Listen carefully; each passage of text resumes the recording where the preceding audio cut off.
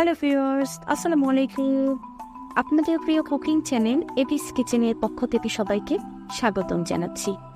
আজকে আমি শিশুদের জন্য খুবই হেলদি একটি খাবার ওটসের আরও একটি দারুণ রেসিপি নিয়ে চলে এসেছি।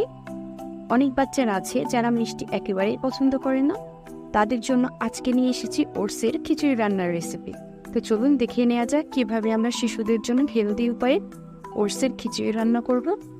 ভিডিওটি শুরু করার আগে আপনাদের কাছে ছোট্ট একটা রিকোয়েস্ট, আপনারা আমার চ্যানেলে নতুন হলে প্লিজ আমার চ্যানেলটিকে সাবস্ক্রাইব করে দেবেন। আপনাদের একটি লাইক, একটি কমেন্ট ও একটি সাবস্ক্রাইব আমাকে নতুন নতুন ভিডিও বানাতে আরও বেশি অনুপ্রাণিত করে। আর বেশি কথা বাড়াবো না, সরাসরি রেসিপিতে চলে যাচ্ছি। শুরুতে আমি চুলায় একটি প্যান বসিয়ে দিয়ে দিচ্ছি 2 চা চামচ পরিমাণ সয়াবিন তেল। পুষ্টিবিদরা কিন্তু বাচ্চাদের খাবারের তেলের পরিমাণটা একটু বেশি দিতেই সাজেস্ট করেন, কারণ এটি বাচ্চার বৃদ্ধিতে সহায়তা করে। আসলে এখানে বেশি বলতে বোঝানো গিয়েছে বাচ্চাদের খাবারে আমরা সব কিছুই কম পরিমাণে ব্যবহার করি, আর সেই তুলনায় তেলের পরিমাণটা সামান্য বেশি হবে। আশা করছি বোঝাতে পেরেছি। আবার আপনারা বেশি বলেছে বলে অনেক বেশি পরিমাণে কিন্তু ব্যবহার করতে যাবেন না যেন, এতে কিন্তু বাচ্চারা মারাত্মকভাবে গ্যাসের সমস্যায় ভুগতে পারে।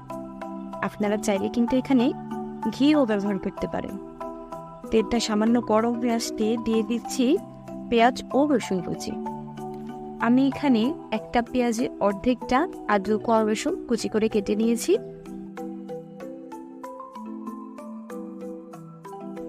এরপর সামান্য নেড়ে চেড়ে দিব।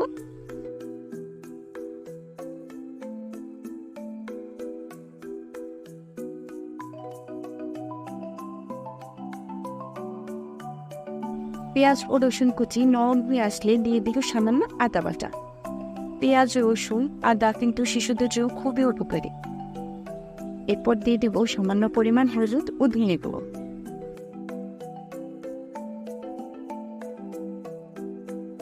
সবশেষ দিয়ে দিব সামান্য পরিমাণ লবণ। যাদের বাচ্চার বয়স 1 বছরের কম তারা কিন্তু লবণ ব্যবহার করবেন। এখন মশলাগুলো কিছুক্ষণ কষিয়ে নেবে।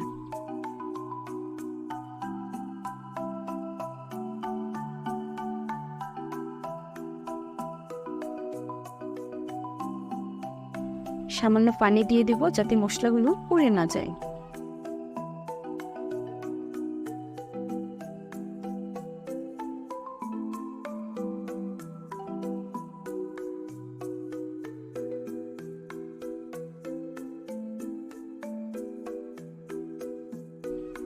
কষানো হয়ে গেছে, এখন দিয়ে দেব ডাল। আমি এখানে বাচ্চাদের সেরেলাকের যে চামচ পাওয়া যায় সেই চামচের 1 চামচ মসুর ডাল ও 1 চামচ মুগ ডাল, অর্থাৎ মোট 2 চামচ মসুর ও মুগ ডাল দিয়ে দিয়েছি। খুব ভালোভাবে মশলাগুলোর সাথে মিশিয়ে নেব। ডাল কিন্তু প্রোটিন প্রধান খাদ্য। প্রোটিন ছাড়াও ডালে পর্যাপ্ত পরিমাণ শর্করা, চর্বি ও খনিজ লবণ থাকে, যা শিশুদের বিকাশের জন্য খুবই প্রয়োজন। এরপর দিয়ে দিচ্ছি সবজি। আমি এখানে মিষ্টি কুমড়া, গাজর ও আলু কিউব আকারে কেটে নিয়েছি।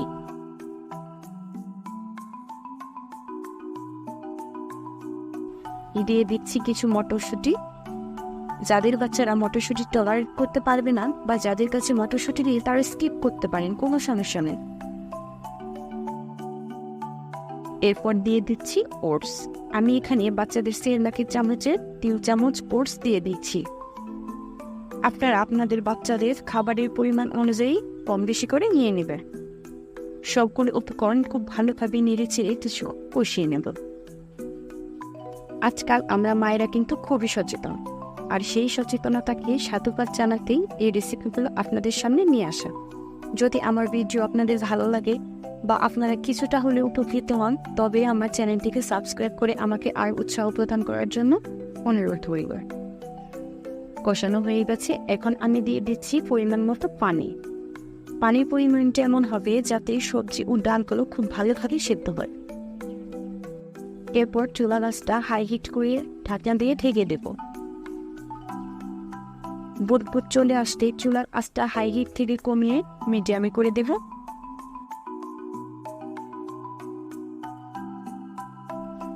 বুদবুদ চলে এসেছে, এখন চুলার আঁচটা হাই হিট থেকে কমিয়ে মিডিয়ামে করে দেব।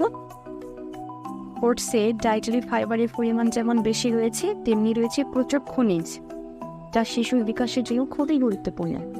অনেক মায়েদের মনে এই প্রশ্ন ঘুরপাক খায় যে ওটস দিলে বাচ্চার ওজন কমে যাবে কি না।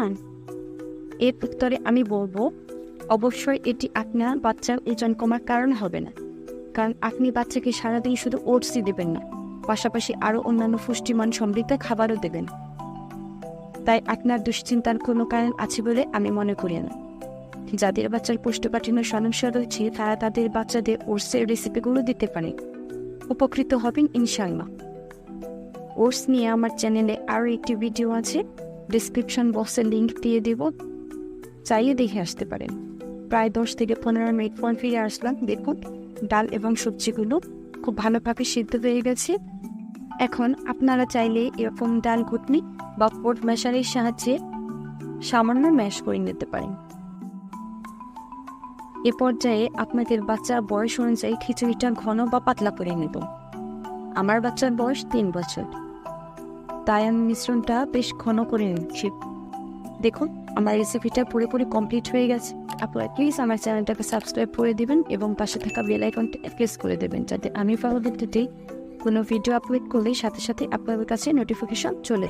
পরবর্তীতে অন্য কোনো ভিডিও দেখা হবে। সে পর্যন্ত সবাই ভালো থাকবেন, সুস্থ থাকবেন। আল্লাহ হাফিজ।